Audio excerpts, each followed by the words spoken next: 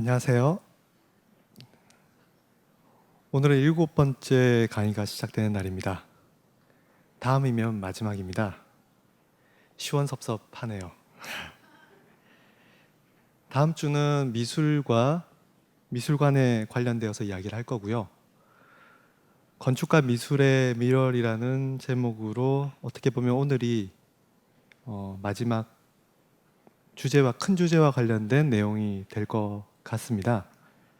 물론 다른 내용들도 굉장히 더 많이 있을 수 있는데요. 일단은 주어진 7개의 강의 내에서 선별된 것이기 때문에 얼마든지 다른 주제들 가지고서 더 확장되어질 수 있고요. 그 중에서 우리는 이제 몇 가지 관점만 가지고서 어떻게 보면 맛을 본 거라고 생각을 하시면 될 것 같습니다. 꼴라주라고 하면은 이게 일단 불어 단어이고요. 그 불어 단어 꼴라주라고 하는 뜻은 꼴레, COLLER이라고 하는 동사, 즉 붙이다 라고 하는 단어에서 시작된 것이고요. 즉 뭔가 풀로 붙이거나 그러니까 본드 같은 것들로 이렇게 붙여나가는 것을 꼴라주라고 할 것이고요. 아까 제가 이질적인 오브제들의 만남이라고 이야기를 드린 제목에다가 붙였는데요. 그러니까 다양한 조화롭지 않은, 동질적이지 않은 어디선가 여기저기서 온 듯한 그 요소들을 붙여서 그림을 만들어 나가는 것을 우리가 일반적으로 꼴라주라고 합니다. 꼴라주 말고도 미술에서는 몽따주라든지 아성블라주라든지 다양한 표현들이 있어요. 어떻게 보면은 약간의 차이는 있겠지만 근본적인 것은 동일합니다. 한번 살펴보겠습니다. 예를 들면 몽따주는 무엇일까요? 보통 몽따주 하면 우리가 떠올리는 게 어떤 범인을 추적하기 위해서 범인의 얼굴들을 이렇게 만들어 나가는 걸 몽따주라고 이야기를 하죠. 몽따주랑 초상화하고의 차이점은 뭘까요? 초상화는 앞에 모델이 있고 그 모델의 얼굴을 보면서 그대로 옮기는 것이죠. 어떻게 보면은 우리는 그 모델의 얼굴을 구성으로 옮기는 것입니다. 몽따주는 반면 눈은 어떻게 생겼고 코는 어떻게 생겼고 입은 어떠하고 눈과 눈 사이는 어떻고 이런 요소들의 어떤 묘사에 따라서 각각을 추적해서 전체를 만들어 나가는 것이죠. 그러니까 우리는 전체를 몰라요. 그런 점에서 이 몽따주가 일반적인 구성과는 다르다는 것을 조금 이해하실 수 있을 것이고요. 제가 여기서 지금 아이젠슈타인이라고 하는 영화 제작자의 이미지를 보여드리는 것처럼 사실은 이 몽따주는 영화에서 발전된 기법입니다. 몽따주 또한 불어 단어인데요. 몽떼라고 하는 올리다 또는 붙이다 비슷한 꼴레라고 비슷한 단어일 수 있는데요. 영화라는 것이 이제 물론 우리가 프랑스의 류미에르에 의해서 영화가 시작되었다고 이야기를 합니다만 그때의 영화는 첫 번째 영화는 기차가 다가오고 있는 모습을 한 장면으로 쭉 롱컷으로 찍은 게 첫 영화였죠. 근데 사실은 그것은 어떻게 보면 그냥 우리가 아이폰으로 이렇게 동영상 찍어서 보여준 것과 똑같아요. 어느 순간 영화라는 것이 예술의 어떤 수준으로 올라가기 위해서는 몽따주라고 하는 기법이 굉장히 큰 의미를 차지하고 있습니다. 야젠슈타인 같은 경우에는 일련의 장면들을 이제 끊어서 필름들을 붙여나가는 작업들을 하게 되죠. 그러면서 이질적인 요소들을 연속적으로 붙여서 하나의 영화를 만들어 나갈 때 이때부터는 편집이라고 하는 기술이 굉장히 중요한 의미를 차지하게 될 겁니다. 포템킨의 전함이라고 하는 영화는 그때 굉장히 이러한 의미에서 충격이었죠. 대표적으로 시위를 하고 있는 군중을 향해서 이제 제압하려고 하는 군인들과의 어떤 충격이 있었을 때, 충돌이 있었을 때 그때 유명했던 장면이 이 계단 위에서 유모차가 이제 떨어지면서 그러면서 이렇게 계속 반복적으로 뭐 군인의 모습, 그다음에 소리 지르는 사람의 모습, 그다음에 유모차 계속 순차적으로 이렇게 반복해서 음악과 함께 찍어냈던 이 장면은 나중에도 계속 우리가 오마주를 만들 만큼 유명한 장면이 되었죠. 회화에서는 꼴라주의 시작을 또다시 우리가 브라크, 피카소의 큐비즘에서, 즉 입체주의에서 찾습니다. 입체주의의 화가들은 빠삐의 꼴레라고 하는, 즉 붙여진 종이라고 하는 장르를 처음 시작을 합니다. 이 브라크는 자기의 그림을 만들다가 어느 순간 색을 칠하지 않고 기존에 존재하는 어떤 종이들을 잘라내어서 그 색을 대체하게 되어 시작했죠. 그러면서 이 요소들은 전체 그림 속에서 물론 구성 속에 자리 잡고 있지만 어느 순간 우리는 그림을 보면서 각 요소들의 어떤 존재감에 굉장히 집중하게 될 겁니다. 과거의 그림이 각 요소들이 전체를 위해서 철저히 종속되었다고 한다면 이제 어느 순간 분명히 아직까지는 전체의 틀 속에 자리 잡게 되겠지만 이 각각의 요소들의 또 다른 스토리들을 우리가 관심을 갖게 되겠죠. 이 요소는 어디서 왔는가? 어떤 용도였을까? 사실은 다 일상생활 속에서 우리가 발견했던 벽지라든지 신문지와 같은 재료들이었지만 이 재료들이 어느 순간 예술의 영역으로 들어온 것이죠. 어떻게 보면 우리가 저번 시간에 보았던 레디메이드, 즉 비예술적인 요소들을 예술의 영역으로 끌고 들어와서 보여주었던 것과 굉장히 비슷해요. 그 시기도 지금 비슷하죠. 1913년. 그러니까 어떻게 보면은 뭔가 당시의 예술가들이 예술적이지 않은 일상생활 속에서의 어떤 형태들에 대해서 굉장히 관심을 갖기 시작했고 그 형태들은 사실은 우리가 일상 속에서는 절대 쳐다보지 않았던 것들인데 그것을 미술의 영역으로 끌고 들어오면서 이제 보도록 만들었죠. 전시를 하게 만들었죠. 결과적으로 이 구성은 각각의 면들이 겹쳐져서 형성이 됩니다. 전통적인 그림은 우리가 밑그림을 그려서 그 밑그림들 사이사이의 면을 채워나가죠.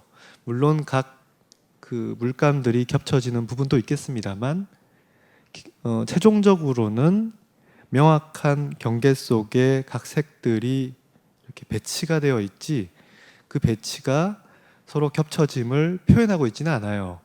우리는 투시도와 같은 원근법과 같은 효과를 통해서 이 그림을 3차원적으로 느끼는 것이지 그 물감들은 입체적인 관계로 서로 관계 맺어져 있진 않고 평면 위에 그냥 입혀져 있는 것이라고 한다면 이 빠삐의 꼴레는 어느 순간 우리가 그림을 볼 때 각 종이들이 어떠한 순서로 구축되었는지를 우리가 이해할 수 있게 됩니다. 즉 어느 순간 앞에 있는 종이 뒤에는 다른 종이가 있었을 것이고 그러면서 눈에 보이지 않더라도 그 뒷종이의 형태가 어떠할 것이라는 것을 우리가 상상을 하겠죠.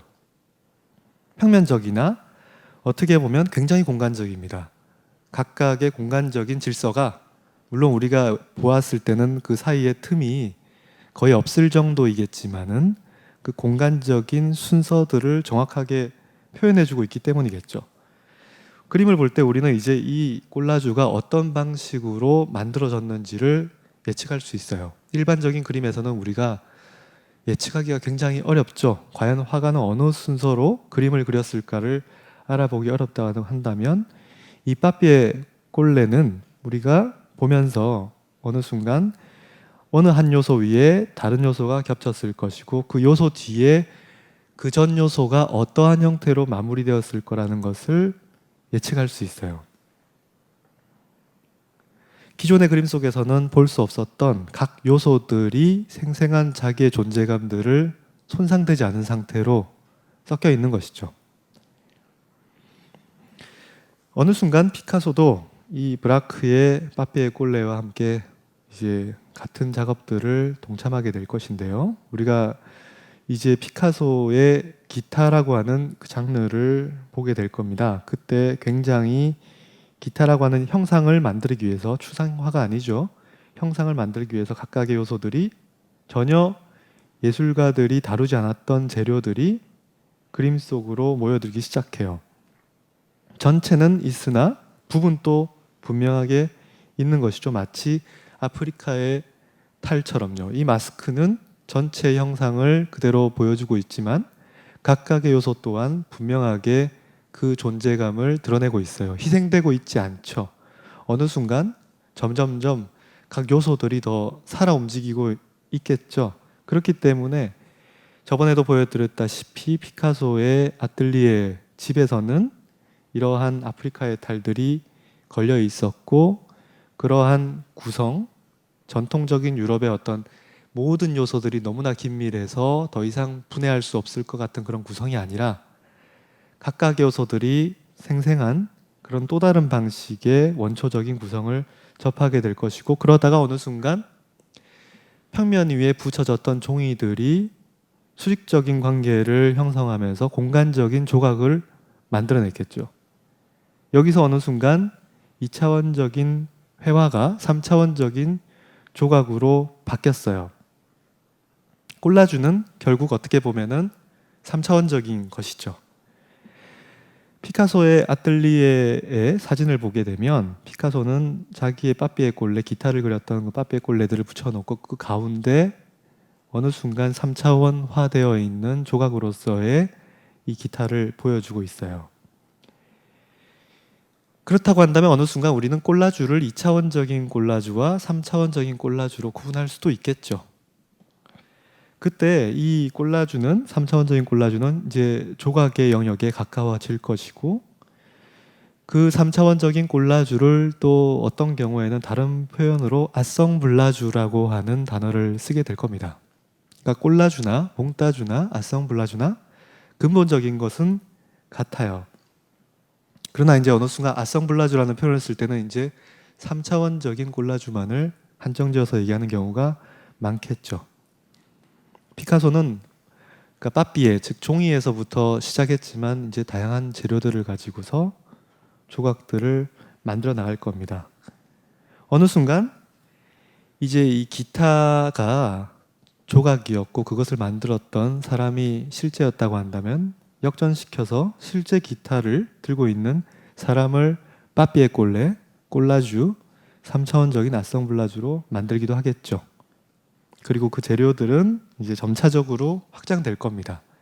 더 이상 화가는 물감을 가지고 그리지 않고요. 단지 마치 장인들이 다양한 재료들을 가지고서 어떤 오브제를 뚝딱뚝딱 만들어내는 것 같아 보이겠죠.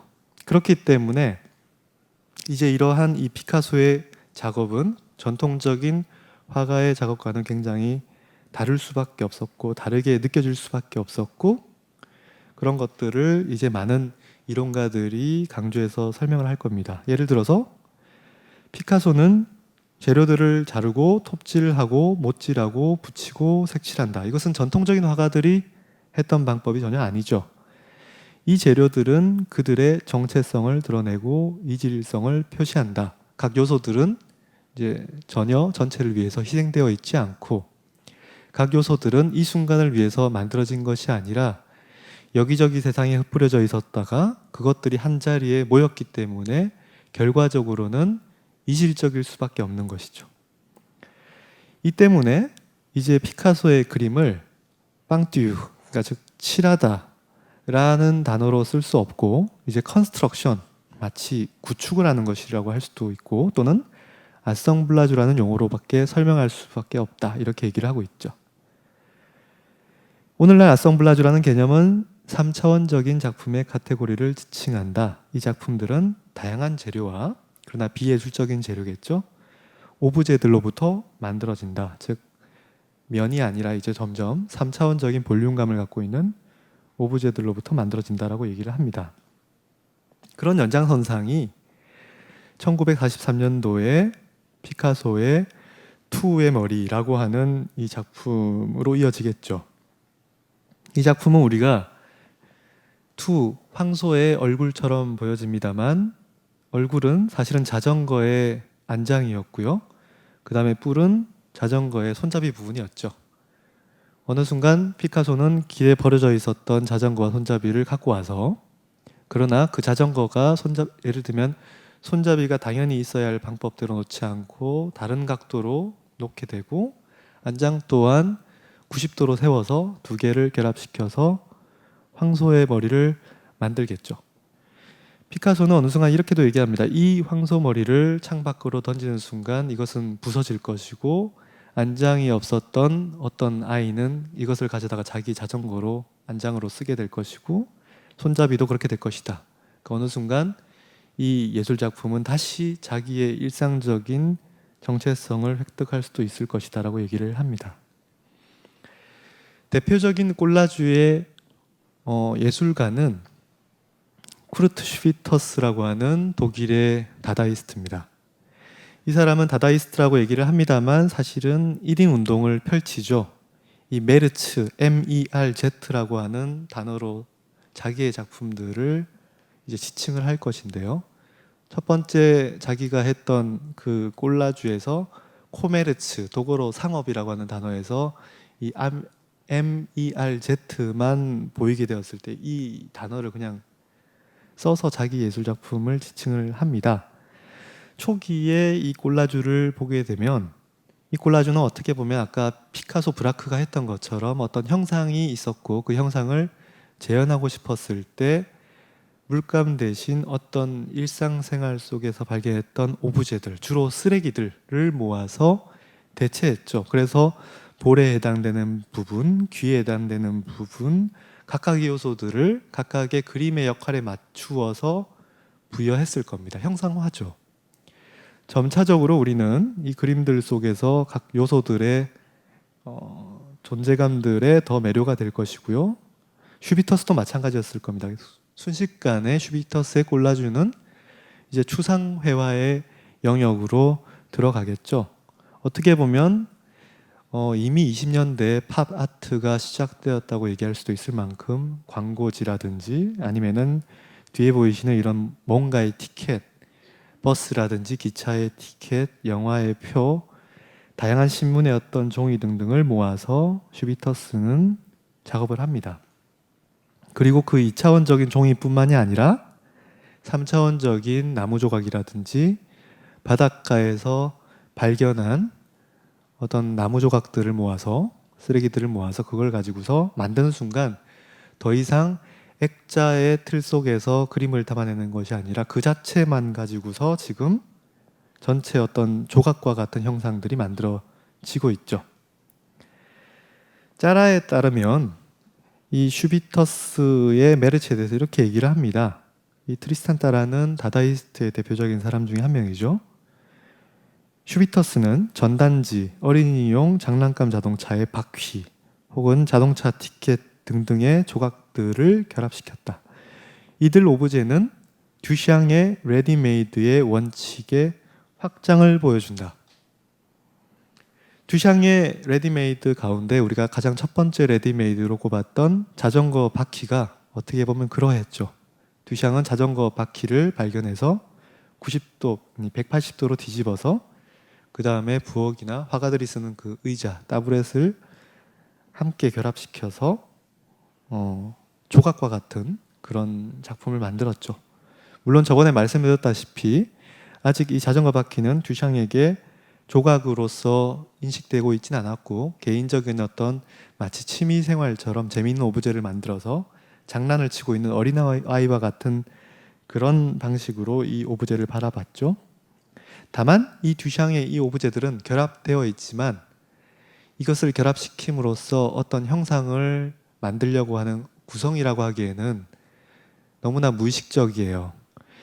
이 이후 많은 듀샹의 레디메이드는 각각의 개인 오브제 하나만을 가지고서 보여주죠. 결합시키는 경우가 없지 않지만 듀샹의 레디메이드는 주로 한 오브제를 선택을 해서 그 오브제 그 자체를 보여주는 것이라고 한다면 우리가 꼴라주의 예술은 마치 듀샹의 오브제와 같은 것들을 모아서 그것들을 결합시킨다는 점에서 약간의 차이는 있어요. 그렇기 때문에 각 요소들의 이질적인 오브제들의 어떤 결합이라는 점에서 이질성도 강조가 되고 어떤 결합에 의해서 전체가 만들어지는 어떻게 보면 듀샹의 레디메이드는 구성이라는 것 자체가 아예 불가능했죠. 하나의 오브제였기 때문에. 그러나 꼴라주는 여전히 구성의 전통에 어떻게 보면 끝자락에서 지금 자리 잡고 있는 거예요. 요소들을 통해서 전체를 만들려고 하고 있기 때문이죠. 이 아성블라주의 예술이라고 하는 제목은 1961년도에 뉴욕의 모마 뮤지엄 오브 모던 아트 근대 예술의 박물관 미술관 내에서 있었던 전시회의 이름이에요. 그때 카탈로그 자체도 어떻게 보면 빠삐의 꼴레죠. 각각의 단어들 또한 오려내어서 이질적인 폰트 글자체들이 크기들이 결합되어 있죠. 그때 전시되었던 많은 사람들은 이제 밑에 보시면은 뭐 브라크라든지 뭐 듀뷔페, 막셀 듀샹, 피카소, 슈비터스 등등 2차 세계대전 이전의 거장들 뿐만이 아니라 뭐 뒤에 보면은 라우셴버그라든지 이제 60년대의 어떤 현대 예술가들의 작업들까지 통틀어서 지금 설명을 하고 있어요. 이때 이 아성블라주를 이야기하면서 이 예술 작품들의 공통점들을 만약에 모아본다면 이렇게 요약을 할 수 있다라고 얘기를 합니다. 제가 요약해서 얘기하면 이것들은 결합되어 있고 아성블레 또 비예술적인 재료들로 만들어진다. 이것이 그 특징이라는 것이죠. 근데 사실 이러한 현상들이 예술가들이 그냥 자기적으로 만든 것은 아니라는 거예요. 즉 슈비터스가 모았던 그 재료가 일상생활 속에 있었던 요소라는 것은 일상에 지금 이 시대에서 어떻게 보면 문명에 의해서 만들어진 그게 현실이었다는 것이죠. 쓰레기를 보면 그 시대의 문명을 이해할 수 있는 것이잖아요. 마찬가지로 도시 또한 어떻게 보면 과거에 굉장히 조화롭고 동질적이었던 그런 이미지의 건축 도시가 아니라 현대의 도시, 특히나 미국과 같이 자동차 중심으로 발달된 그런 도시는 이제 어느 순간 스트리트, 즉 자동차를 통해서 속도를 가지고서 이제 빠른 속도로 이동을 해야 되고 그때 그 도시를 형성하는 요소들이 지금 보이는 것처럼 이런 광고판들이라는 것이죠. 광고판들은 이 빠른 속도의 사람들의 시각을 사로잡기 위해서 건물보다도 심지어 더 큰 크기로 스케일로 만들어지고요. 각자의 어떻게 보면은 아우성들이죠. 서로 자기 어떻게 보면 시선들을 끌어모아야 되기 때문에 전체를 생각하지 않고 오로지 자기만을 위해서 생존하기 위해서 만들어진 이 이미지들이 어떻게 보면은 굉장히 부정적으로 바라볼 수밖에 없는 그런 현상이었다고 한다면 어느 순간 화가들은 이러한 쓰레기의 어떤 오브제들이라든지 쓰레기의 건축들에 대해서 도시에 대해서 현실로서 받아들이고 그러한 현실들이 예술을 통해서 다시 한번 더 부각될 수 있도록 하고 있었다는 것이죠. 그렇기 때문에 이 카탈로그 속에서는 이 도시 얘기가 나와요. 꼴라주 예술을 설명하기 위해서 도시 외곽의 환경은 꼴라주의 풍경이다. 번잡한 주유소, 시끄러운 광고판들, 시속 160km로 달리는 자동차들, 구부러지고 녹슨 오브제들의 무덤, 버려진 침대들과 부수어진 변기 뚜껑들로 뒤덮인 대지들의 무계획적 아성블라주다. 사실은 우리가 이 도로들을 달리다 보면 거기는 다 어떻게 보면 듀샹의 레디메이드라든지 아니면은 피카소 브락 아니면 슈비터스의 콜라주들이 펼쳐지고 있었다는 것이죠. 그렇기 때문에 어느 순간 2차 세계대전 이후에 특히 미국을 중심으로 한 예술가들에게 있어서는 이 예술가들이 어떻게 보면은 전통적인 유럽의 구성주의에 반대하고 그러면서 어떻게 보면 그것을 극복하기 위해서 또다시 어떻게 보면 이 시대의 어떻게 보면 미국적인 그런 예술을 하기 위해서는 그때 그 예술은 굉장히 이렇게 이질적이고 현실 생활 속에서 발견할 수 있는 오브제들을 결합시키는 방식이고요. 근데 한편으로는 또 이런 예술들이 마냥 피카소의 어떻게 보면은 구성을 대표하는 이제 거장이 유럽의 피카소가 될 것이고요. 그 파리의 피카소를 극복할 수 있는 유일한 방법이 어떻게 보면 듀샹의 레디메이드와 같은 그런 실제 있는 오브제들을 가지고서 만들어내는 예술, 그리고 더 이상 구성의 논리를 적용할 수 없는, 즉 다시 말해서 더 이상 추가하거나 제거하거나 흔들었을 때 파괴가 되는 그런 예술이 아닌 전혀 다른 논리의 어떤 비구성적인 예술들을 추구할 것이라는 거죠. 그때 우리는 이제 그 시대에 만들어내고 있는 어떻게 보면은 가장 보편적인 가장 민주주의적인 오브제인 코카콜라와 같은 저런 병들을 골라서 보여줄 수 있겠죠. 앤디 워홀이 그렇게 얘기했잖아요. 왜 코카콜라를 선택을 했느냐. 코카콜라는 1달러만 되면 노숙자든 아니면 마릴린 먼로든 미국 대통령이든 다 살 수 있고, 그러니까 가장 민주주의적인 오브제이고 가장 일상생활 속에서 볼 수 있는 그런 오브제라는 것이죠. 그런 오브제들과 함께 다양한, 심지어는 이런 염소, 박쥐와 같은 이런 오브제들까지, 폐타이어들 등등 그런 오브제들을 이질적으로 모아서 굉장히 뭔가 묘한, 때로는 불쾌할 수도 있지만은 보지 않았던 오브제들을 쳐다보고 거기서 묘한 감성들을 일으키는 그런 작업들을 볼 수가 있어요. 더 이상 각 요소들은 전체를 위해서 다듬어지지 않죠. 그러다 보면 그 요소들이 살아 움직이게 될 것이고, 어떻게 보면은 그 요소들을 과거에는 구성이라는 논리로 묶었다고 한다면 이제는 그 요소들이 마치 방목되듯이 살아 움직이게 되었을 때 더 이상 구성의 끝자리에 있었던, 어떻게 보면 콜라주의 전통은 이제 구성의 테두리를 이제 부수고 비구성적인 예술로 들어갈 겁니다. 르꼬르비지에 같은 근대 건축가들의 작품에서도 심지어 이런 경향들이 보여지고 있어요. 전통적인 르꼬르비지에의 건축은 구성이었어요. 스스로 르꼬르비지에는 자기의 건축을 구성, 컴포지션으로 정리합니다. 르꼬르비지에 건축에서는 각 요소들이 자유롭게 흩어져 있었지만 그 요소들은 철저히 조율되어서 전체로 만들어졌거든요. 르꼬르비지에가 어느 순간 그림을 늘 그려왔고요. 게다가 조각의 영역으로 이제 들어가기 시작할 겁니다. 그때 같이 조각을 할 때 도와주었던 사람이 조셉 사비네라는 사람인데요. 그때의 그 르꼬르비지에 조각은 아성블라주라고 하는 개념에 굉장히 걸맞는 조각을 하게 될 겁니다. 근데 초기의 르꼬르비지에 작업조차도 어떻게 보면 콜라주를 연상시키는 작업이라고 우리가 읽기도 합니다. 오른쪽에 보이는, 우리가 저번에도 보았습니다만 이 빌라 사부아 주택은 우리 눈에는 굉장히 조화로운 동실적인 그런 건축 작품으로 이해를 하겠죠.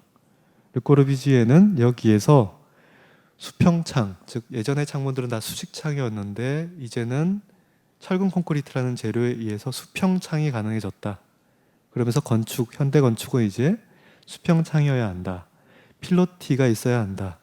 그 다음에 위에 옥상 정원이 있어야 하고, 그 다음에 자유평면, 자유파사드 등등 몇 가지 원칙들을 이제 주장을 할 거예요.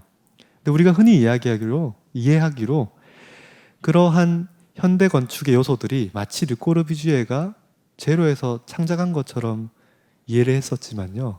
사실은 르꼬르비지에가 반복해서 강조하기로는 수평창들은 이미 있었다라고 이야기를 합니다. 즉, 지금 이 왼쪽에 있는 저 공장의 건축을 보시면 수평창이죠. 왜냐하면 저 건물은 철근 콘크리트로 지어졌기 때문이죠. 철근 콘크리트로 기둥을 박아서 그 다음에 슬라브를 만든 다음 그 사이는 이제 벽이 비워져 있는 상태일 것이고, 그때 그 벽을 채울 수도 있고 아니면 그 벽 전체를 창문으로 만들 수도 있는 거잖아요. 새로운 건축을 향하라는 책에서 이미 저런 미국의 공장의 이미지들을 보여주면서 이 수평창들이, 르꼬르비지에 따르면 파리의 외곽을 가보아라, 20년 전에 이미 수평창들이 있다라고 얘기합니다. 즉 르꼬르비지에는 그 당시에 어떻게 보면 건축이 아닌 비건축적인 건물들의 요소를 취해온 것이죠. 물론 그 형태를 취해온 것이지만요. 또는 르꼬르비지에가 굉장히 예찬했던 기계, 즉 밑에 지금 보시면 이 배의 창문들은 다 수평창이죠. 그러니까 저러한 공장이라든지 산업 건물이라든지 아니면 기계들의 그런 형태들을 그대로 갖고 온 것일 수도 있다는 거예요. 어떻게 보면 지금 이 유람선의 위에 흰색 부분을 우리가 떼서 보면은 저 빌라사부아의 건축과 굉장히 흡사한 것을 볼 수 있죠. 기디온이라고 하는 학자가 벌써 그렇게 이야기를 합니다. 르꼬르비지에는 그의 건축에서 보이는 모든 요소들이 마치 입체파 화가들이 파피에 꼴레에서, 콜라주에서 그런 것처럼 일상성에서부터 끄집어낸 요소들을 가지고서 예술을 만든 것이다라고 얘기를 하죠. 이제 2차 세계대전 이후에 르꼬르비지에는 어느 순간 자기의 화실에서 그림뿐만이 아니라 뒤에 보이는 이런 조각 작품들까지 하게 될 겁니다. 굉장히 자유로운 형태의 과거의 어떤 기하학적으로 정리되어 있는 그런 건축이 아니라요. 굉장히 자유로운 형태의 어떻게 보면 비정형 건축과 흡사한 그런 형태를 선보이게 될 것인데요. 그것은 사실은 29년에 벌써 설계가 시작되고 있는 이제 파리의 대학 도시라고 하는 시대 유니버시테라고 하면 보통 각 대학 기숙사들이 이렇게 있는 거예요. 각 나라별로. 거기에 스위스 기숙사를 르꼬르비지에가 설계를 맡았어요. 스위스 출신이기 때문에요. 그때 르꼬르비지에의 건축은 그동안 20년대에 보여줬던 굉장히 단순한 기하학의 건축과는 달랐어요. 지금 보이시는 것처럼 밑에 뭔가 이상한 곡선들이 보이기 시작하죠. 처음부터 그랬던 건 아닙니다. 초기화는 보시면 굉장히 딱딱해요. 지금 긴 형태는 각 방들이 배치가 되어 있는 부분이고요. 그 다음에 약간 큐브 모양의 볼륨이 있는 부분들은 같이 공동으로 쓸 수 있는 그런 공용 시설들이겠죠. 결과적으로 지어진 건물들은 위에 보이는 것처럼 지금 기숙사 공간은 굉장히 기계적으로 딱딱한 그리고 직각 형태의 볼륨들이 필로티, 즉 밑에 지금 보이시는 것처럼 마치 수상가옥처럼 띄워져서 있고요. 그 밑을 통과해서 들어가게 되면 이제 공동의 시설들이 있는데 그 공동의 시설들을 뒤쪽에서 바라보게 되면은 갑자기 저런 곡선들이 보이기 시작하고요. 그 다음에 이 수직적인 이 부분은 지금 계단실 부분이에요.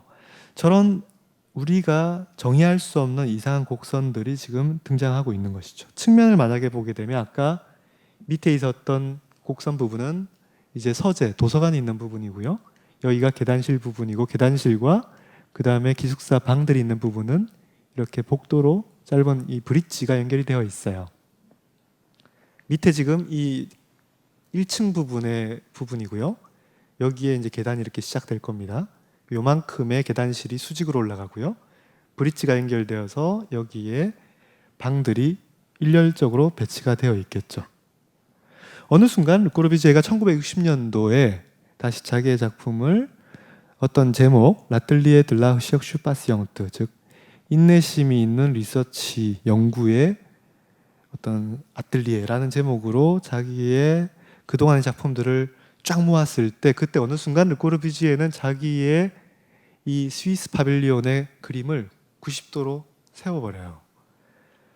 뭐 대단한 거냐라고 하시겠지만 건축가들이 도면을 그릴 때는 방향을 결정합니다. 일반적으로는 뭐 동서남북을 따라서 결정을 할 수도 있고요. 아니면 내가 입구 진입되는 쪽을 밑에서부터 위로 올라가는 방식으로 한다든지 왼쪽에서 오른쪽으로라든지 해서 방향을 정해서 평면을 그리게 되어 있죠. 한번 그려진 평면은 이렇게 90도로 트는 경우가 굉장히 드물어요. 르꼬르비지에가 이렇게 평면을 트는 순간 이 형태는 어느 순간 과거 큐비즘 화가들이 했던 빠삐의 꼴레의 기타 형태와 굉장히 비슷해지죠. 한편으로는 기타에서도 우리가 이 선들이 있는 부분, 기타 뭐라고 하나요? 그 대라고 할까요? 하여튼 그 부분들은 직선이고요. 그 다음에 울림통 부분은 곡선이죠. 여기 마찬가지로 여기에 이제 선들이 있는 부분이고 이것은 울림통 부분과 같은 형태가 되고 있죠. 그러니까 전혀 다른 요소들이 결합된 것이 기타라고 한다면 이 건축 또한 전혀 다른 요소가 결합되어서 만들어진 형태예요. 르꼬르비지에가 자기의 20년대 작품을 까트르 꽁포지시용 4개의 구성이라고 붙여서요. 정리를 한 게 있었어요. 이 4개는 우리가 크게 2개의 카테고리로 구분할 수 있습니다. 여기 이렇게 묶었는데요. 여기에 보시면은 꽁포지시용 큐빅, 즉 큐브 모양의 구성. 여기 다 박스잖아요. 근데 그 초기에 있었던 이 작품은 전혀 큐브가 아니에요.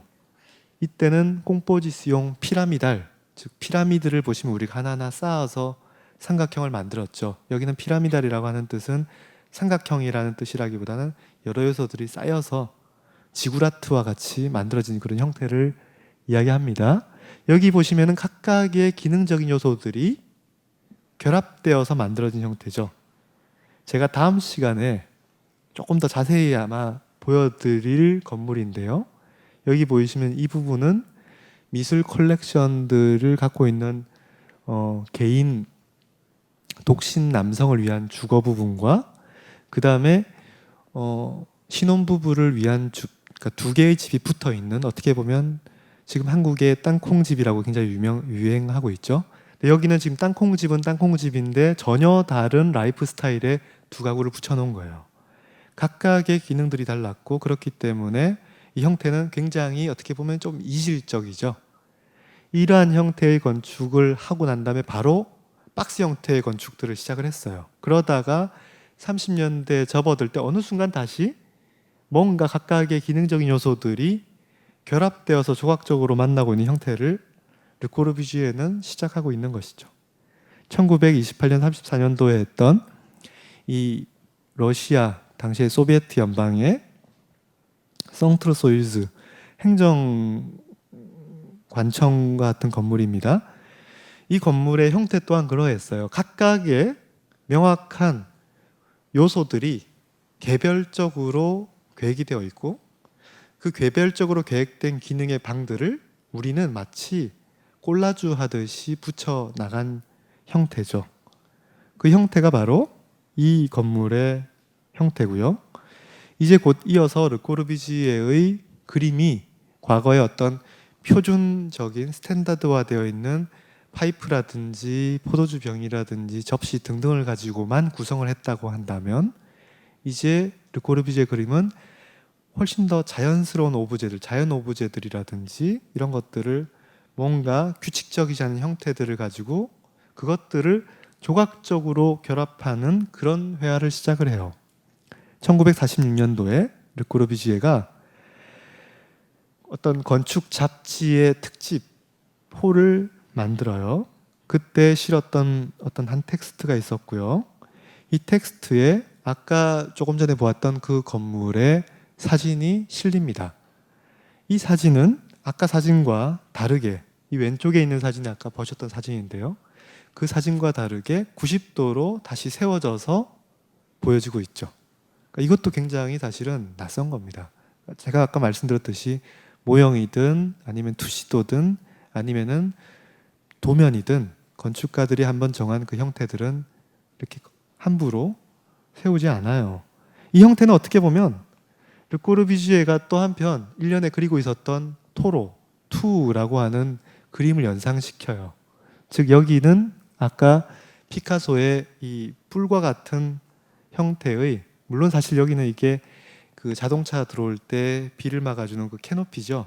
그런 부분들이 이렇게 세움으로써 어느 순간 약간 자기의 회화, 투 회화와 굉장히 흡사해지도록 연출했다고 우리가 추정해 볼 수도 있는 거예요. 어느 순간 어떤 대상을 90도로 세우면서 기존의 어떤 인식이 전혀 다른 인식으로 바뀌는 것을 볼 수 있죠.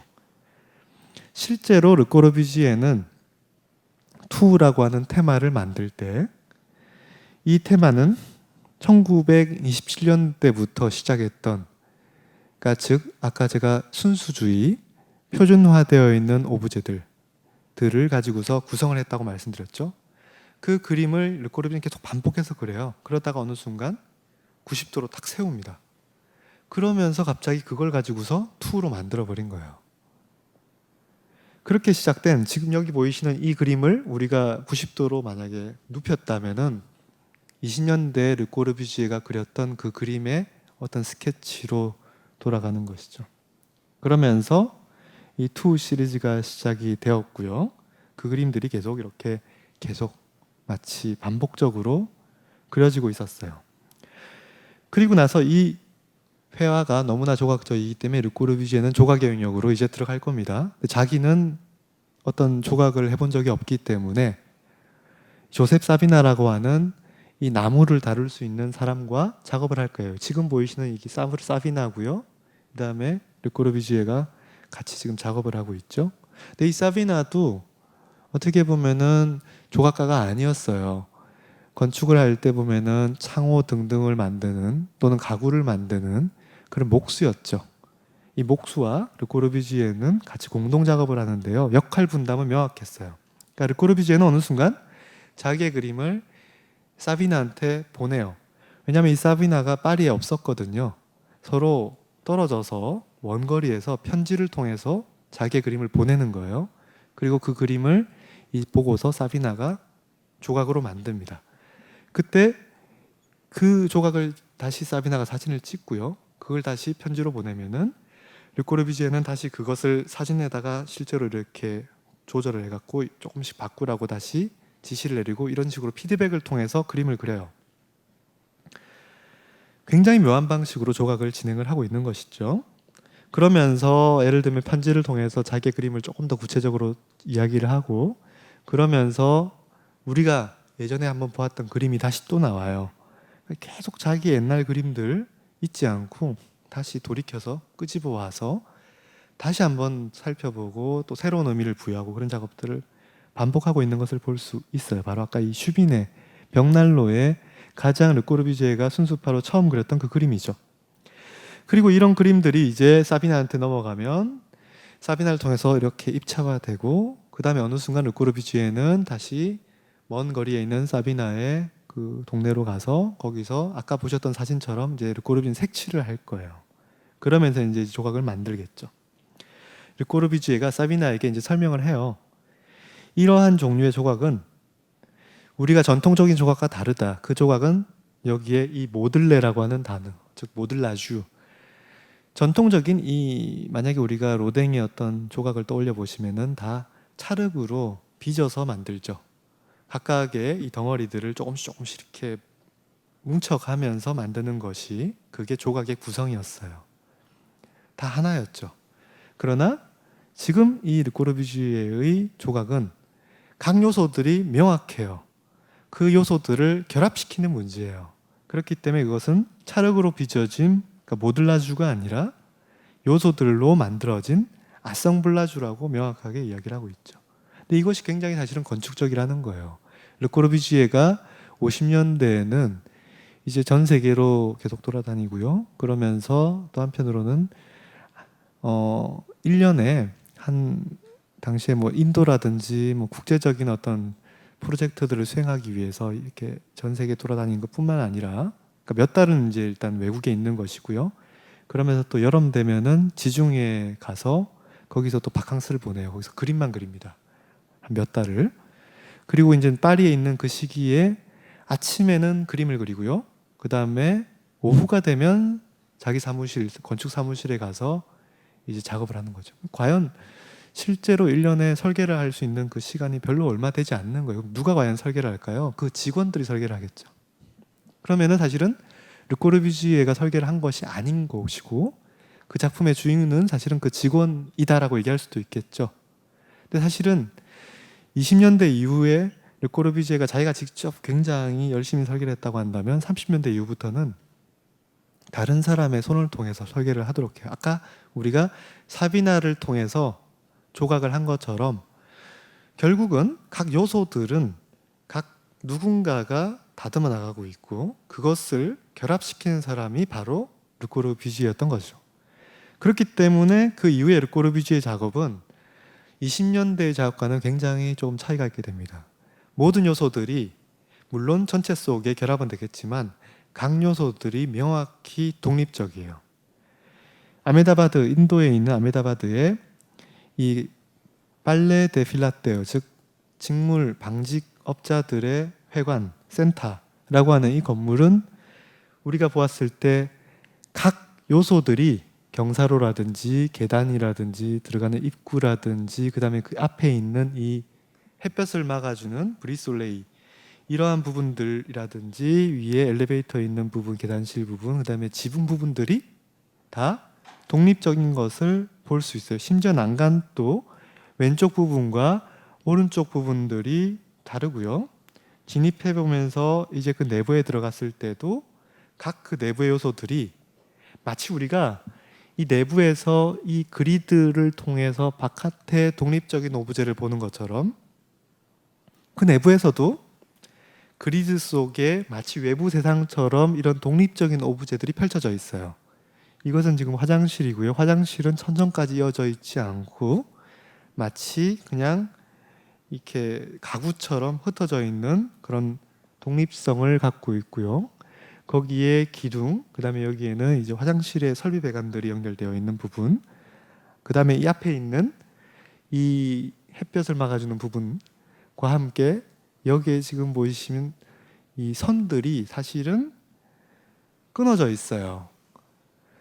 즉 다시 말해서 여기에 있는 부분과 여기에 있는 부분이 붙어 있지 않고 독립되어 있도록 최대한 노력하고 있다는 것이죠. 측면을 보시면요, 여기에 아예 이만큼을 따내어서 마치 모형을 만약에 떠올려 보면 여기 있는 부분은 누군가가 맡았고 여기 있는 부분은 누군가가 맡아서 그것을 르꼬르비지에가 결합을 시켰고 여기에 있는 바깥 부분은 또 누군가가 맡아서 그것을 결합시키되 이것들을 전체를 위해서 융합시키는 것이 아니라 독립적인 것을 최대한 보여줄 수 있도록 조형적인 작업 또한 그렇게 만들어지고 있는 것을 볼 수 있죠.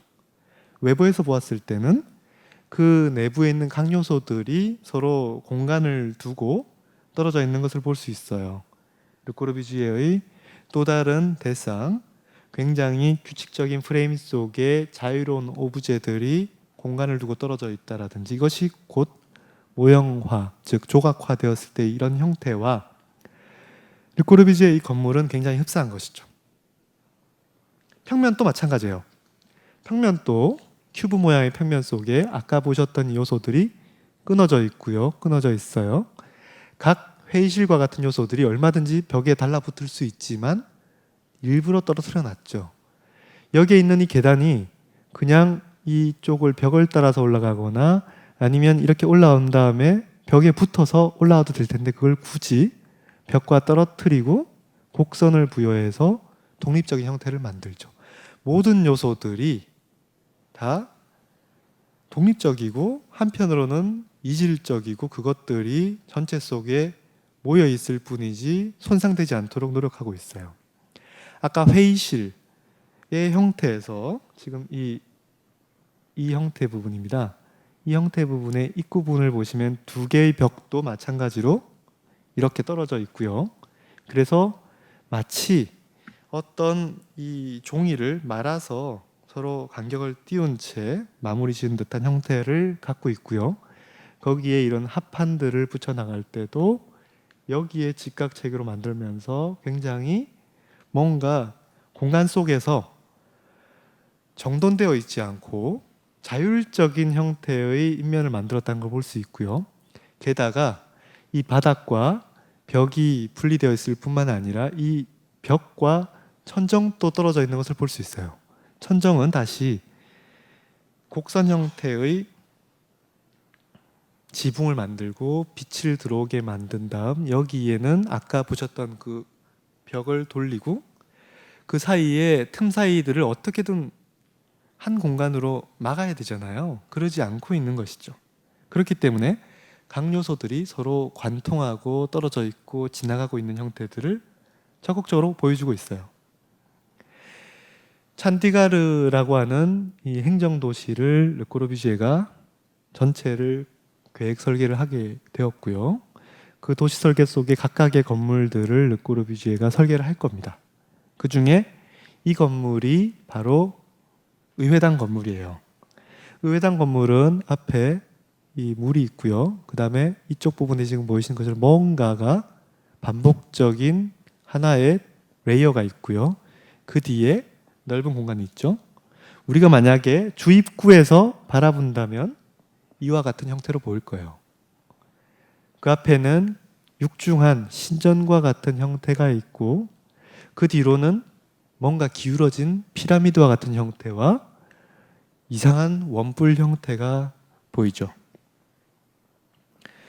즉, 몇 가지 독립적인 요소들을 마치 꼴라주, 아성블라주한 것과 같은 그런 형태예요. 그 앞에 보였던 이 파사드 부분의 이 입구, 신전과 같은 형태는 내부 공간과 아예 분리가 되어 있는 것을 볼 수 있어요. 그 분리가 되어 있는 그 속에 아까 보았던 이런 원뿔형이나 아니면 피라미드 형태 또한 독립적인 요소가 펼쳐져 있는 것처럼 되어 있어요. 이 형태는 사실은 쌍곡선을 3차원적으로 돌린 형태고요. 보통 우리 어디서 발견할 수 있냐면요. 이 원자력 발전소나 화력 발전소에서 가장 이렇게 열을 많이 쉽게 식힐 수 있는 그런 가장 환풍이 잘 되는 형태예요. 실제로 르꼬르비지에는 비행기를 타고 가면서 이제 밑을 내다보면서 인도에 있었던 원자력 발전소에서 이러한 형태를 발견하고 저 형태를 가지고서 이 의사당 건물의 회의장의 볼륨으로 쓰겠죠. 마치 슈비터스나 피카소가 어떤 도시 속에서 형태들을 갖고 와서 자기 예술에 들어온 것처럼 건축가들이 쓰지 않는 형태를 갖고 왔어요. 다만 거기에다가 사선 방향으로 잘라내어서 묘한 타원형을 어떻게 보면 이 쌍곡선 형태, 즉 각각의 지름들이 단면들이 달라지는 것을 가장 보여줄 수 있는 방법, 한눈에 보여줄 수 있는 방법은 사선으로 잘라내는 것이겠죠. 그런 것들을 최대한 독립적인 형태들을 부여하고 있는 것을 볼 수 있어요. 심지어는 이 지붕 단면 처리 또한 보면은 여기에 마치 이 요소가 용암이 분출해 가지고 화산이 솟아올라서 지붕을 깨부수고 나온 것과 같은 디테일을 만들었죠. 만약에 건축과 학생이 이렇게 설계를 해오면은 당장 혼날 겁니다. 근데 르꼬르비지에는 분명히 알고 있어요. 이런 형태가 굉장히 많은 문제들을 야기시켜요. 비가 샌다라든지 특별한 디테일들이 필요로 하거든요. 이렇게 되면. 그럼에도 불구하고 분명히 목표하는 바가 있었고 그 목표하는 바를 위해서 뭔가 기능적인 부분들까지 희생시켜 가고 있는 것을 볼 수 있죠. 내부에 들어갔을 때는 우리는 기둥들의 숲이 있고 거기에는 이러한 독립적인 요소가 마치 솟아있는 것을 볼 수 있어요. 외부 공간에서 우리가 마치 원자력 발전소를 발견한 것 같죠. 직사각형 형태의 원형의 공간, 사실은 특별한 구성이 아니에요. 신켈이라고 하는 사람의 알테스 뮤지엄 미술관 건물의 내부에는 원형의 로툰다 건물이 있어요. 저기는 비어져 있죠. 바깥은 미술품들이 전시가 되어 있을 겁니다. 근데 여기는 우리가 각 공간들을 순차적으로 경험을 해요. 저번에 보았던 원근법적인 공간이죠. 매 순간순간 완성된 원근법이 펼쳐지고 그 다음 원근법의 공간이 펼쳐지죠. 여기는 전혀 다른 공간이에요. 사실은 우리가 들어갔을 때는 끊임없이 이어지는 연속적인 공간 속에 오브제가 가운데 펼쳐져 있죠. 현대의 사례를 들어볼 때는 사실은 이 렘 코라스라고 하는 건축가를 들 수밖에 없을 것 같습니다. 렘 코라스라는 건축가는 1970년대에 마천루라고 하는 건축 유형에 대해서 굉장히 관심을 갖게 됩니다. 코라스는 1945년생이고요. 네덜란드 출생이고요. 영국의 AA 스쿨에서 공부를 하고 미국으로 건너가서 거기에서 1년의 리서치를 통해서 광란의 뉴욕이라고 하는 책을 냅니다. 이 책을 통해서 굉장히 유명세를 얻게 되고 그리고 나서 80년대 초반부터 이제 1년의 건축 현상 설계를 통해서 주로 떨어지지만요. 굉장히 도발적인 그 결과물을 통해서 주목받게 되고 어느 순간 80년대 후반부터 90년대부터는 가장 주목받기 시작하는 건축가 그리고 그 위상은 아직까지도 이어지고 있어요.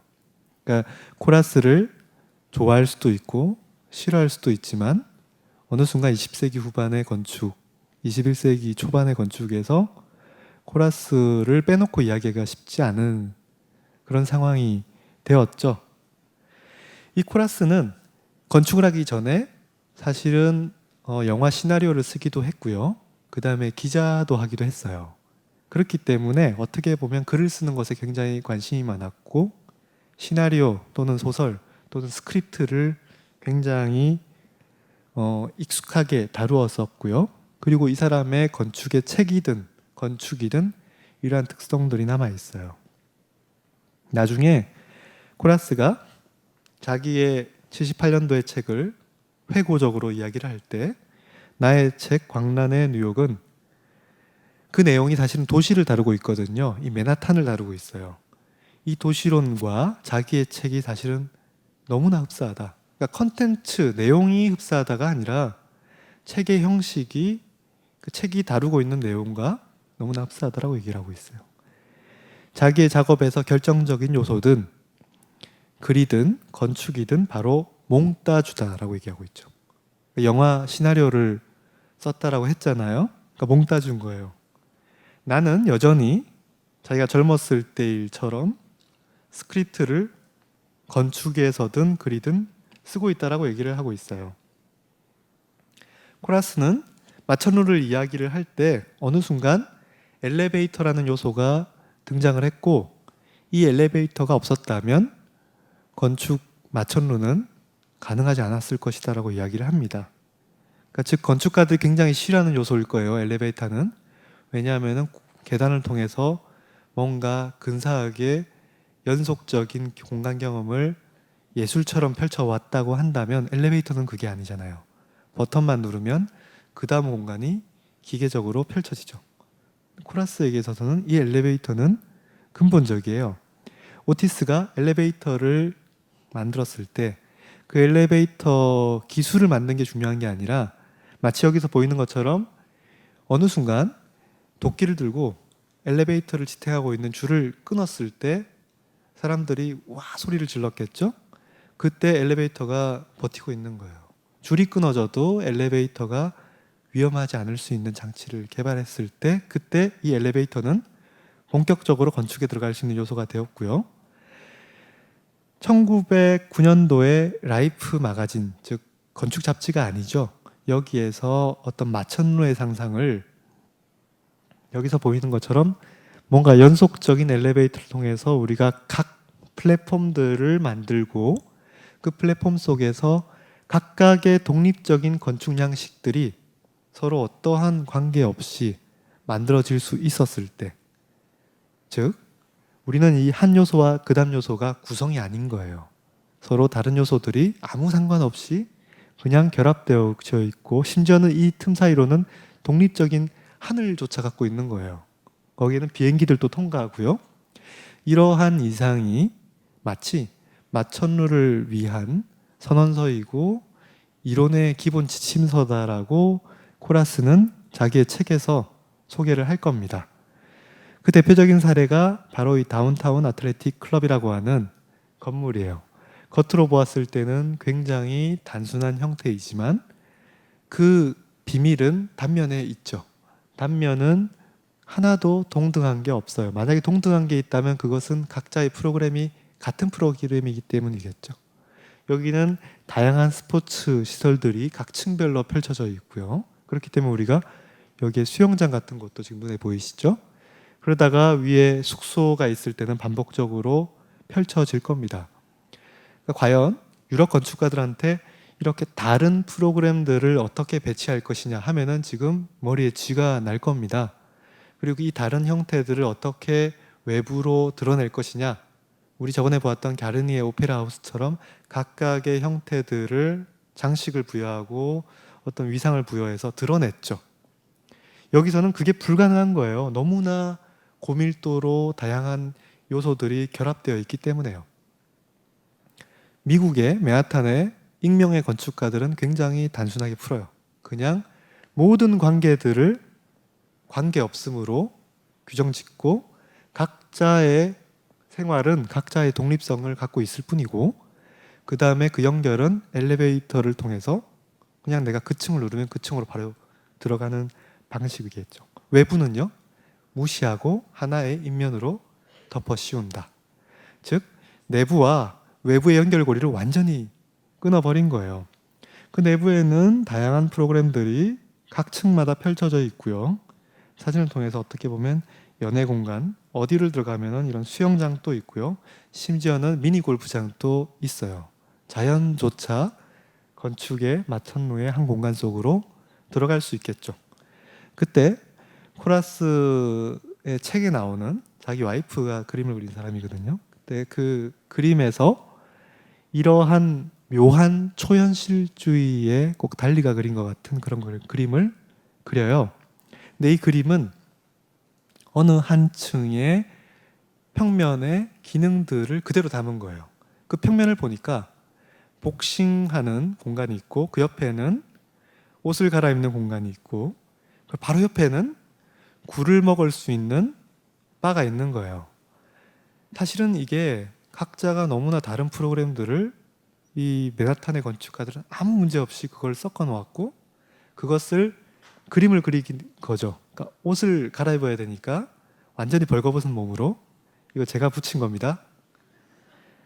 혹시나 문제 될까 봐서 적나라하게 다 그려놨어요. 그 다음에 권투하는 곳이니까 글러브를 끼고 글러브를 가지고서 지금 굴을 먹고 있는 이상한 장면들을 지금 그림으로 표현한 거죠.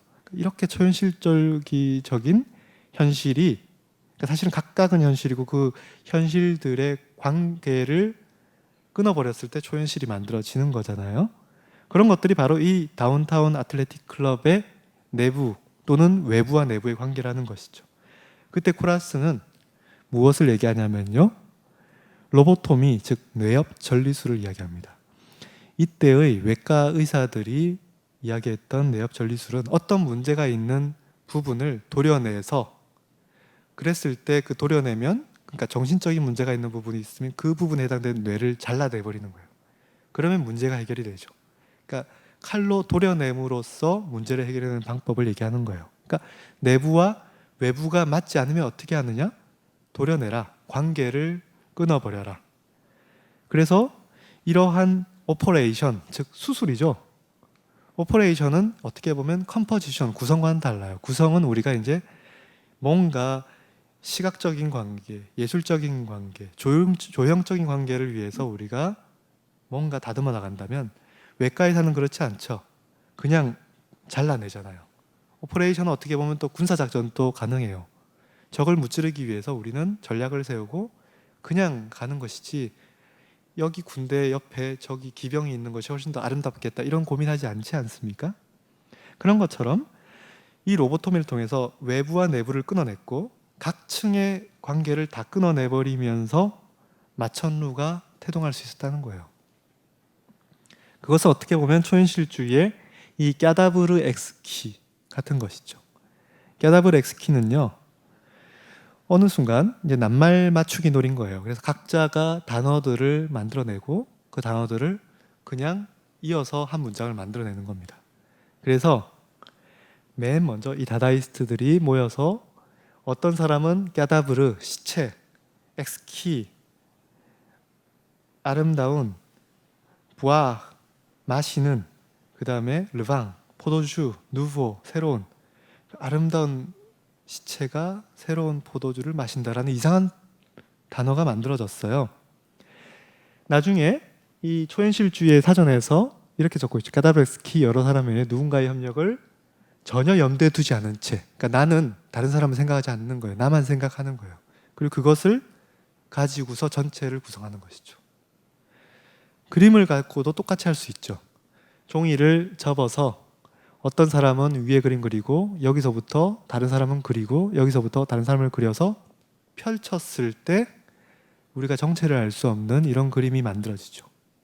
아까 우리가 보았던 다운타운 아틀레틱 클럽의 단면이 바로 까다브르 엑스키인 거예요. 각각의 현실들이 다른 현실들과의 관계를 고려하지 않은 채 그냥 로보토미에 의해서 잘려진 것처럼 연결되었을 때 이것이 바로 마천루의 단면이고 이것이 바로 까다브르 엑스키죠. 코라스는 OMA, Office for Metropolitan Architecture, 메트로폴리탄의 건축을 위한 사무소라고 하는 그런 건축, 즉 마천루와 같은 건축. 그러니까 지금 수직적인 건축을 얘기하는 게 아니에요. 이 마천루의 아까 우리가 보았던 그런 특성들을 어떻게 보면은 20세기의 로제타석은 바로 맨하탄이잖아요. 20세기의 도시 현상을 이해하려면 과거의 파리와 같은 도시를 이해하는 것이 아니라 20세기가 만들어낸, 물론 20세기 이전에 맨하탄이 있었던 것은 분명하지만 그런 맨하탄의 현상을 제대로 이해해야지 20세기의 건축을 할 수 있다는 것이죠. 그때 코라스가 파리의 라빌레트 공원의 현상 설계를 이제 참여했을 때의 공원, 즉 어떻게 보면은 건축적인 요소, 물리적인 요소를 쓰지 않고 나무를 가지고만 쓰는 가장 비물질적인 건축 프로젝트인 공원 프로젝트를 했을 때 이 코라스는 뉴욕의 마천루를 공원화하는 것이 바로 코라스의 개념이었어요. 그러니까 뉴욕의 맨하탄의 마천루를 유럽의 파리에 이식시키는 것이죠. 그때 이 라빌레트 공원은 여러 가지의 레이어들, 각각의 층들이 있어요. 각각의 층들은 그 다른 상황을 고려하지 않고 자기의 상황만을 고려해서 만들어요. 예를 들어서 우리는 지금 이 주어진 대지가 있고 거기에 뭔가 이제 나무들 등의 프로그램들을 심어야겠죠. 여기에 이만큼의 면적들로 덮어야 한다. 건물도 있고 또는 덮여야 되는 부분도 있고 아니면 어떤 부분들은 나무로 심어야 하는 부분이 있다. 이 넓은 부분이 기능하기 위해서는 키오스크 등등 뭐 화장실 등등의 그런 기능적인 요소들이 있어야 한다. 그 요소들은 수학적인 관계, 거리에 의해서 마치 흩뿌려지듯이 코라스에 따르면 마치 폭죽을 터뜨려서 그 잔재들이 흩뿌려진 것과 같이 배치를 한다. 그리고 나서 이 긴 대지를 연결해야 하기 위해서 뭔가 커넥션을 만든다. 한편으로 여기에는 지금 기존의 운하가 있었어요. 까날. 그 운하가 여기 수평적으로 이어진다고 한다면 이 수직적인 연결축을 만든다. 그리고 나서 뭔가 순환도로를 만들기 위해서 이런 프로그램들을 다시 집어넣는다. 그 다음 기존의 어떤 건물이라든지 아니면 새로 신축해야 할 건물들이 배치된다. 어떻게 보면 전통적인 근대 건축의 컴포지션과 흡사한 평면이겠죠. 그리고 나서 모든 종류의 나무들을 종류별로 또는 프로그램별로 여기에 있는 이 운하의 두께만큼 반복해서 배치한다. 이 배치는 아까 우리가 보았던 다운타운 아틀레틱 클럽의 단면, 수직적인 단면을 수평적으로 높인 것이죠. 이거 제가 보여드리는 게 아니고요. 코라스가 현상 설계를 제안을 할 때 거기에 이 수직적인 마천루의 이미지를 보여주고 있어요. 그러면 어떻게 보면 이것들을 각각의 레이어들을 이번에는 그냥 까다브렉스키 겹쳐버리는 거예요. 그때 겹쳐서 나온 이제 이 평면은 우리가 정체를 알 수 없을 것 같이 복잡한 형태가 되겠죠. 어떻게 보면 마천루가 펼쳐져 있고 그 다음에 거기에 엘리베이터를 통해서 각 층들이 단절적인 각 층들을 경험하는 것이 어떻게 보면 투명한 엘리베이터를 타고 각각의 독립적인 이질적인 층들을 계속 관통하면서 경험을 하는 거예요. 최대화되어 있는 경험치죠. 모형 또한 꼴라주 같죠. 각각의 전혀 건축가들이 쓰지 않는 재료들을 가지고서 각 층들에 맞는 논리들을 만들고요. 그리고 나서 일반적으로 건축의 어떤 표현법으로 쓰이지 않는 방법으로 여기가 지금 어떻게 보면 단면이죠. 각각 그 단면 속에서 상상할 수 있는 모든 종류의 프로그램들, 심지어는 여기 카우보이도 있을 수 있고요. 다양한 재미있는 프로그램들을 우리가 제안을 하는 거예요. 물론 여기 있는 프로그램들은 다른 프로그램으로 교체될 수 있죠. 마천루의 한 층을 우리가 얼마든지 다른 프로그램으로 쓰는 것처럼요. 실제로 지어진 것은 바로 이 추미애 안입니다. 코라스는 헤이그의 댄스 시어터를 현상 설계 계획해서 지을 때 자기의 작품집 거기에 페이지에다가 이제 펼쳤을 때 뭔가 이 헤이그 사이트 여기에 있는 부지에 자기가 건축을 해야 되는데 그때 위에다가 잘 안 보이시겠지만 까다브르 엑스키라고 써놔요. 코라스는 사실은 이게 헤이그가 아니라 다른 도시에서 먼저 처음에 이 댄스 시어터를 하기로 했고 그때 이 뒤에는 서커스를 했던 그런 돔이 있었고 그것과 결합시켜서 다른 부분들을 덧붙이면서 댄스 시어터를 만들기로 했어요. 그때 이미 이질적인 요소가 있었기 때문에 댄스 시어터에 해당되는 각각의 독립적인 프로그램들이 있을 수 있잖아요. 표를 파는 곳도 있고 당연히 무대를 볼 수 있는 객석도 있고 그 다음에 리허설을 할 수 있는 아니면 연습을 하는 공간도 있고 행정 프로그램도 있고 사실은 댄스 시어터 스스로 내부를 보면 복합적인 프로그램들이 있잖아요. 그 프로그램들은 독립적인 건축인 거예요. 그래서 그 프로그램에 해당되는 예를 들면 이 부분은 지금 이 객석이 있고요. 여러분들처럼 여기 무대가 있을 때 무대 위가 제일 높아야 하죠. 바로 이 무대 위에 스크린들 다 올라갈 수 있는 그런 부분이고요. 여기에 있는 이 곡선 부분이 객석 부분의 천장이고요. 그 앞에는 행정동들이 들어가고요. 그렇게 해서 굉장히 이질적인 요소들, 볼륨들, 독립적인 프로그램들이 마치 갸다브르 엑스키가 된 것처럼 결합시킨 형태로 만들어요. 그러다가 갑자기 사이트가 바뀌게 된 거예요.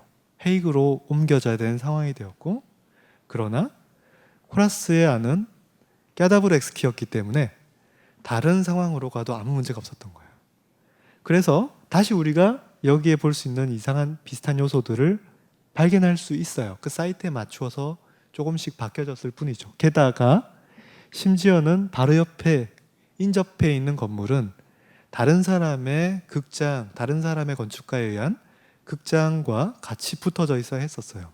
그때 당연히 일반적이라고 한다면 그 옆에 있는 건축가와 만나서 우리 이렇게 해서 조화로운 도시의 형태를 만듭시다라고 이야기를 해야 되잖아요. 아니면 마스터 플랜이 있고 그 마스터 플랜에 어떤 건축가가 이렇게 하시오 저렇게 하시오라고 하는 규칙을 주어야 하죠. 코라스는 일부러 여기 있는 건축가와 만나질 않아요. 아예 갸다브르 엑스키를 하는 것이죠.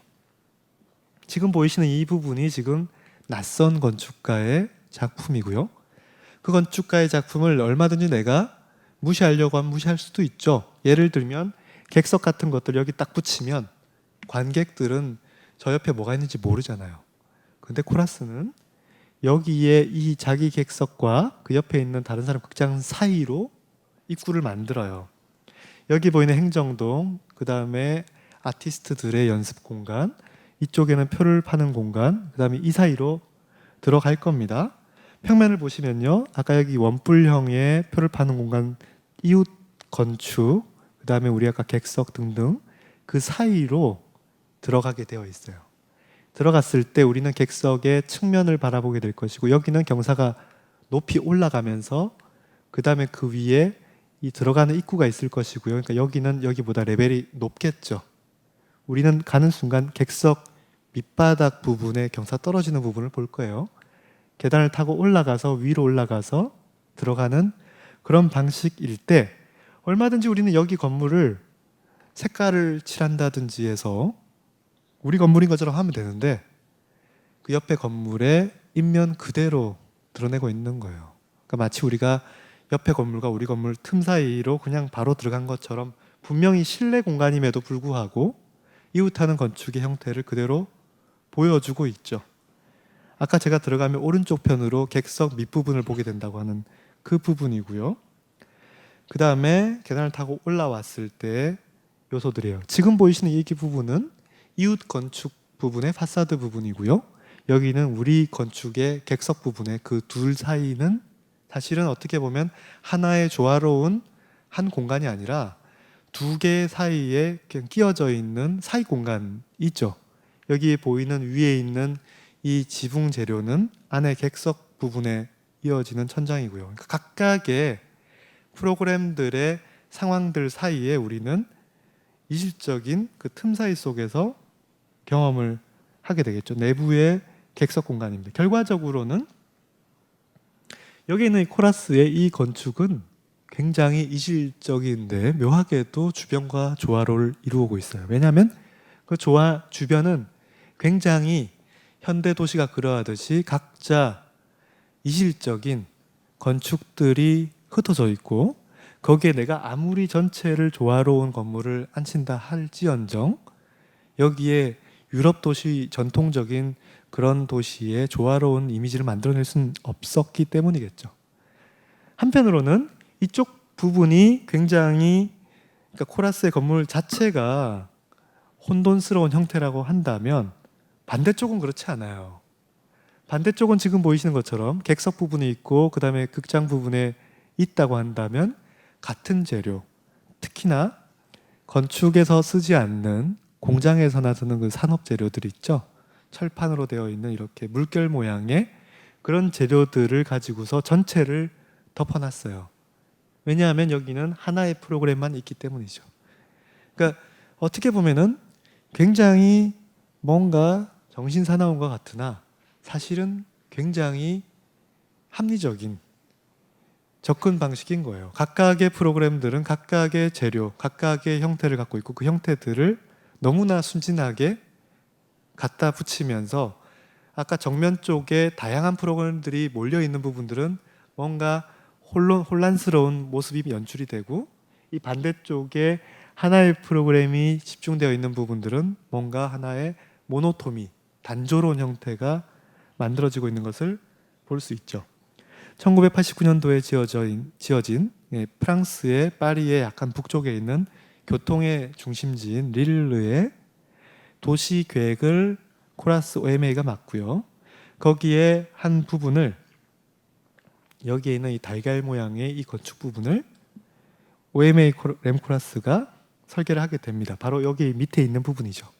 사실은 굉장히 불편한 부분이에요. 왜냐하면 각종 기차라든지 고속도로 등등으로 잘려져 있는 그런 위치에 고립되어 있는 공간의 건축이거든요. 그 건축에 코라스는 하나의 달걀 모양의 볼륨을 만들었습니다만 이 볼륨은 마치 아까 뉴욕의 마천루가 독립적인 프로그램들을 그냥 깨다브렉스키처럼 붙이고 겉의 외부는 하나의 표면으로 로보토미의 방식으로 끊어내서 그냥 무시해서 숨겼던 것처럼 여기 또한 몇 가지 프로그램들이 굉장히 이질적으로 붙어 있으나 전체는 그것과 상관없이 잘라버린 거예요.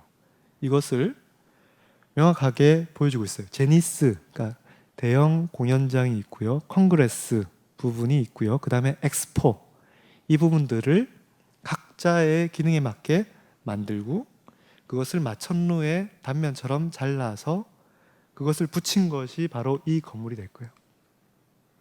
평면은 굉장히 같은 형태를 갖고 있으나 단면에서는 같은 높이를 갖기가 굉장히 어려울 겁니다.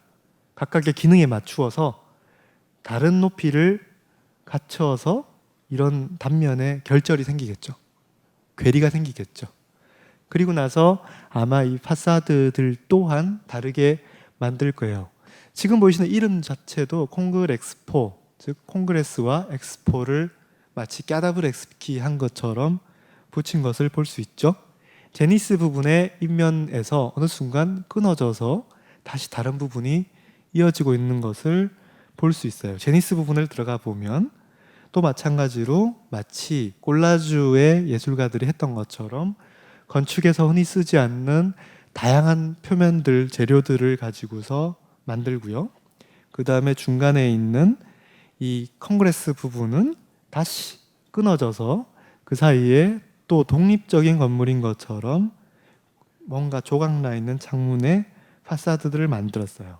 여기에 내부를 들어가게 되면 거기에서는 마치 사익 공간과 같은 우리가 다리 밑 공간 같은 이상한 이질적인 공간들이 펼쳐져요. 각각의 구조체들 또한 각 프로그램들을 지탱하기 위해서 독립적인 기둥들이 있었는데 그것들이 혼란스럽게 콜라주된 것과 같이 결합이 되어 있고요. 그 틈 사이로 올라왔을 때 각각의 재료들, 그 다음에 반사되는 형태들을 통해서 물론 이렇게 반사시키면 우리가 위에서 보면 여기서 반사된 모습들이 계단에서 올라온 사람들이 반사되어서 보여요. 뭔가 차분하게 만들거나 뭔가 감동을 주려고 하는 전통적인 그런 방식의 건축이 아니라 오히려 그러니까 미국의 마천루가 집중하려고 하고 밀도를 높이려고 하는 것을 더 증폭시킨 그런 건축이죠. 여기서도 어떤 액티비티가 벌어지고 있는 것을 훨씬 더 증폭시키려고 하는 그런 느낌들을 만들어내고 있어요. 제가 아까 위에서 찍은 모습은 이렇게 담겨질 겁니다. 거기에 엑스포의 공간 가운데 우리가 보통 뭐 비닐하우스에서나 이렇게 쓰는 재료들 같은 것들이 여과 없이 노출되어 있고요. 그 위에 올라가면 또 다른 재료들로 만들어져 있어요. 전혀 하나의 어떤 건축적 어휘, 표현, 재료 등등으로 전체를 구성하려고 하고 있지 않죠. 그 위에 연회 공간은 갑자기 굉장히 낮은 공간이 만들어지고 거기에서는 이런 동그란 구멍을 통해서 안에 내부에 설비 배관들의 형태들이 적나라하게 노출이 되어 있어요. 여기에 있는 이 엑스포 공간들은 다시 마찬가지로 산업 공장에서 많이 쓰는 그런 재료들이 둘러싸여져 가지고 여기에는 계단이 있습니다. 계단을 감싸서 돌아가져 있는 형태로 되어 있고요. 지금 가서 제가 찍었을 때는 이 재료들이 이제 굉장히 지속적이고 영속적인 어떤 그런 재료는 아니잖아요. 굉장히 낡아져요. 그러나 그러면서 마치 멀리서 봤을 때는 꼭 황금빛 같은 그런 재료의 느낌이 나요. 내부에 들어갔을 때는 이게 빛이 반투명하게 투과가 됩니다. 그래서 마치 커튼과 같은 그런 효과의 느낌이 나죠. 여기는 엑스포 부분의 건축에 그런 것들을 이 한 볼륨 속에 그냥 삽입시키는 것이죠.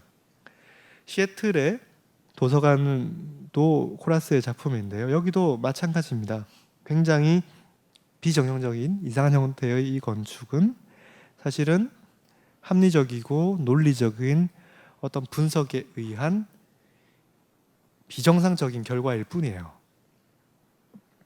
이 형태는 뭔가 지금 각각의 볼륨들이 여기저기로 지금 서로 분리되어서 각각의 방향으로 찾아 나가려고 하는 것을 뭔가 천으로 쌓아놓은 듯한 형태죠. 실제로 우리가 뭔가 보시면은 하나의 표피로 덮여 있습니다만 규칙적인 형태와 비규칙적인 형태, 비규칙적인 형태, 규칙적인 형태, 규칙, 비규칙의 반복으로 만들어져 있는 것을 볼 수 있어요.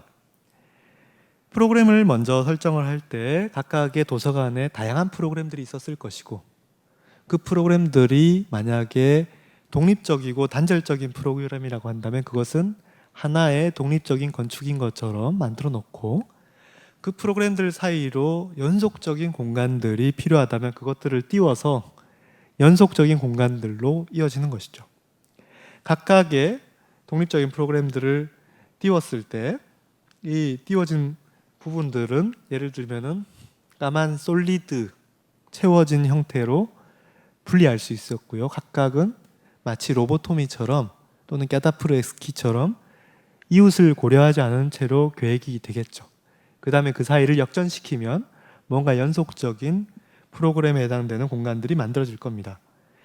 이 요소들이 무엇 때문에 각자 이렇게 방향을 틀고 있는가 라고 한다면 여러 가지 시도들이 있었겠지만 그 프로그램들이 무언가 해당되는 어떤 뷰를 찾아 나간다든지 해서 어떤 논리에 의해서 각각의 프로그램들을 흔들어 놓았고 이제 그것들을 하나의 볼륨으로 쌓아낸 것이죠.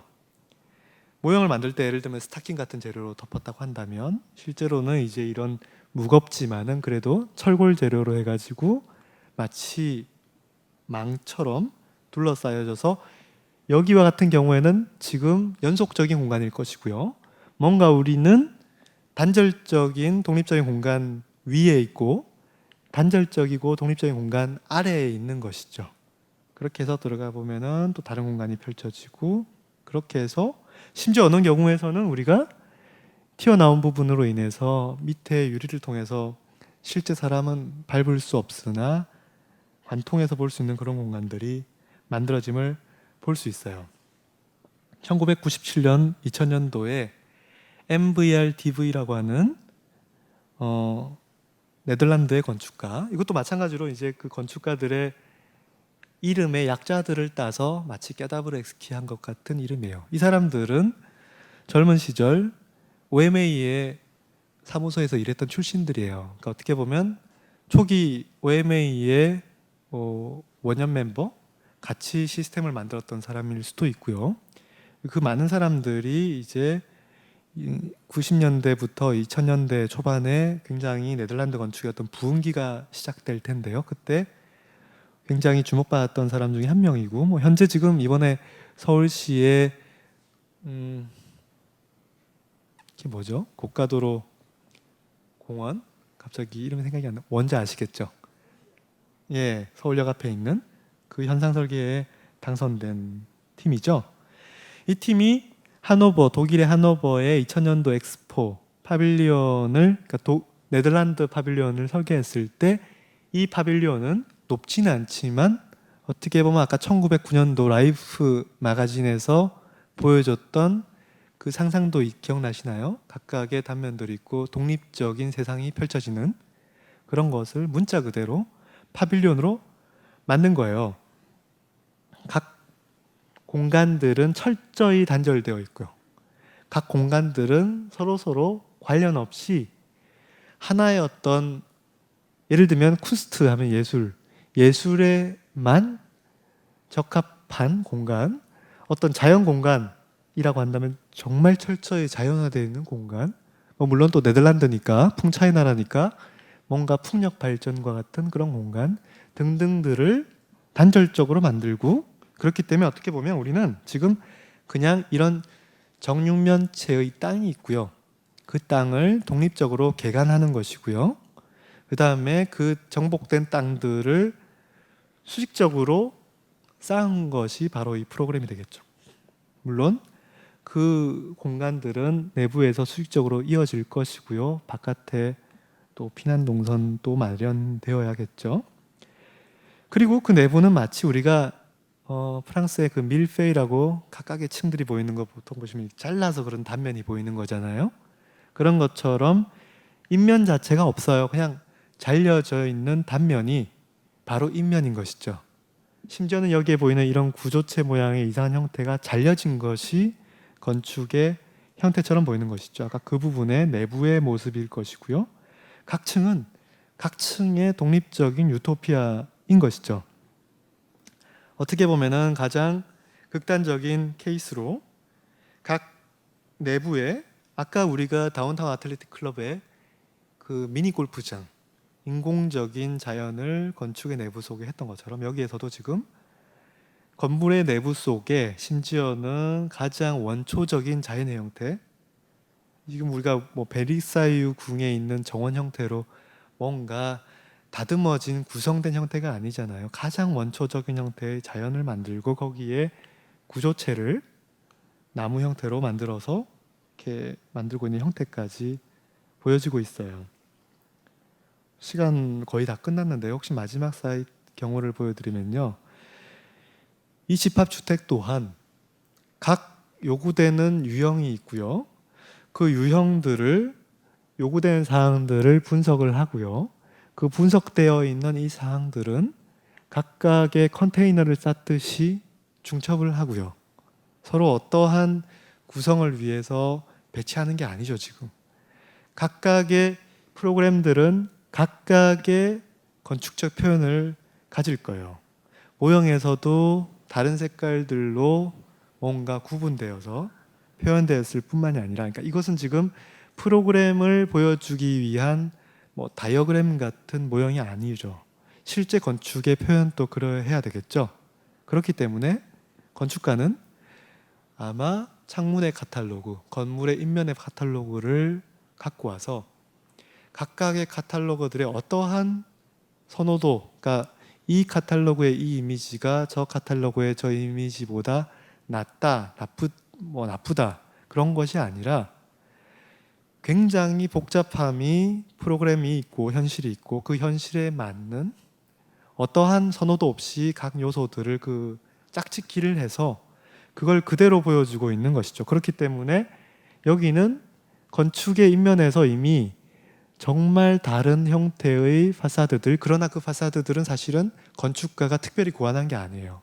산업이 만들어냈고 우리가 가장 보잘것없는 일상의 건축에서 볼 수 있었던, 어떻게 보면 비건축적인, 그러나 건축의 현실에서 존재하는 그 재료들이 건축을 통해서 적나라하게 보여지고 전시되고 있고, 또 한편으로는 이 바깥에 있는 이 형태들은 사실은 그 내부에 있는 프로그램을 그대로 보여주고 있죠. 그러니까 우리가 어느 순간부터는 저 갈색 형태는 어떤 유형의 주거이고 빨간색은 어떤 유형의 주거라는 것을 명확히 알 수 있겠죠. 그러니까 어느 순간 건축이 이질적이고 구성에 의한 건축이 아니라 뭔가 그러니까 동질적인 것이 아니라 이질적인 오브제들로부터 출발하고 어느 순간 어떠한 가치 판단 없이 현실에 있는 오브제들을 통해서 직접적으로 건축을 구축하고 그 건축은 어떻게 보면 정말 있는 그대로의 오브제들을 그대로 보여주는 이런 유형의 건축들을 우리가 굉장히 다양한 사례들에서 볼 수 있어요. 심지어는 뭐 교통 표지판을 우리가 늘 자동차를 타고 하면서 볼 때와 실제 그 표지판을 땅에 내려놓고 볼 때는 전혀 다르거든요. 혹시 질문 있으신가요?